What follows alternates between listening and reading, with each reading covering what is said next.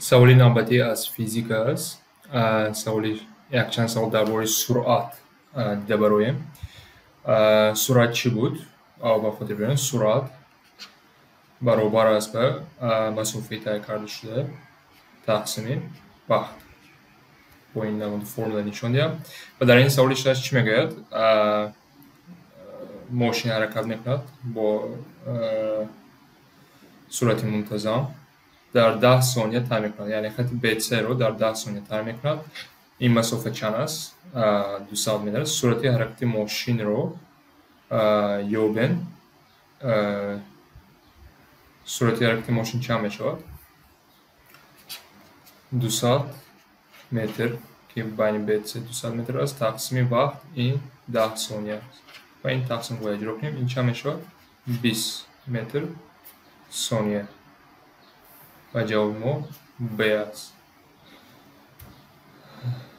سوالی نوبتی. مسافه بین دو ایستگاه با 500 متر برابر است. ترالبوس که با سرعت 36 کیلومتر ساعت منتظم حرکت میکند. این مسافه رو در چند وقت طی می‌نماید؟ در اینجا باید دقت کنیم. همون فرمول استفاده می‌بریم. تقسیم وقت. یکی در اینجا مسافه با متر داده شده لیکن سرعت با کیلومتر ساعت. یعنی وایدا رو باید یخ کنم. و در جواب اگر ببینید ثانیه داده شده، ساعت نه. و روی همین برای آسان‌تر کردن مثلا از همه راه آسان کیلومتر به ساعت نیاد. بیاین این 500 متر با کیلومتر گردانیم. 500 متر ما چند کیلومتر میشود؟ 0.5 کیلومتر. یا اینکه ماینه 1/2 کیلومتر نوشته میتونم. و بیاین به فرمول مونم چند میشود؟ 36 برابر از وایدا 1 است. 1/2 تقسیم وقت. و وقت در اینجا به من به ساعت داده شده میشود و این چند برابر میشود؟ وقتی من اگر شما این کسر رو کنید وقتی من برابر 1/72 ساعت. و بعد این ساعت رو به ثانیه میگردونیم. اگر یک ساعت ما یعنی تناسب رو استفاده میبریم، یک ساعت ما چند باشد؟ چند ثانیه؟ 3600 ثانیه است. بعد 1/72 ما چند ثانیه میشود؟ این تناسب رو اگر کار کنیم چند میشود؟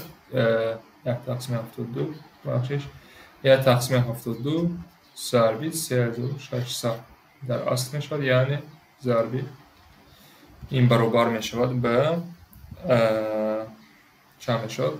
50 ثانیه.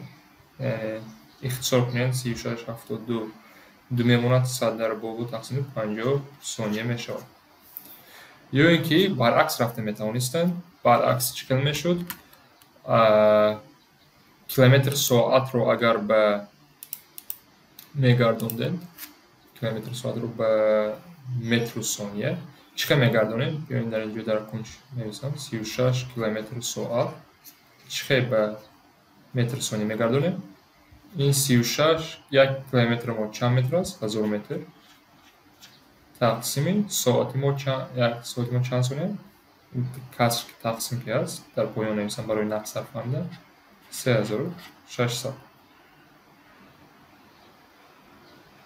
و وقتی این را کار کنیم این 36000 تقسیم 3600 چند میشود؟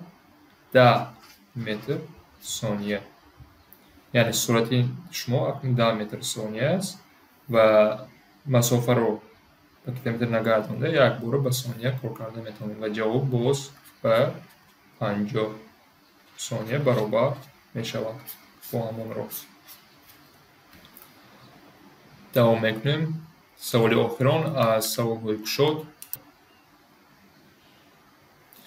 سوال نوبتی مکتبچه با سرعت 2.5 متر ثانیه میرود و دوچرخه را با سرعت 18 کیلومتر حرکت میکند. سرعت دوچرخه از سرعت مکتبچه چند مرتبه زیاد است؟ در اینجا یگان کنیم فقط چند مرتبه دونه شد به یک واحد باید گردانیم. کیلومتر ساعت رو به متر ثانیه گردان آسان تر است، قوی تر است. چقدر میکنیم؟ 18 کیلومتر ساعت. این برابر است چقدر میگردیم؟ 18 ضرب کیلومتر این 1000 متر است. تقسیم ساعت به ثانیه گردانیم 3600. یعنی این رو من نویسم 18000 تقسیم 3600 و این اختصار رو چک رو میکنیم 2 9 میرود بعد 180 تقسیم 36 این به 5 متر ثانیه برابر میشد یعنی 18 کیلومتر ساعت به 5 متر ثانیه برابر میشد یعنی مکتب بچه 2005 2 چرخ 5 یعنی 2 مرتبه زیادتر است از اینجا میتونیم 2005 2 مرتبه زیادتر یعنی باید به دقت کنیم که به یک واحد باید گردانیم بعد کرته آنها بعد فرم سرعت رو استفاده بریم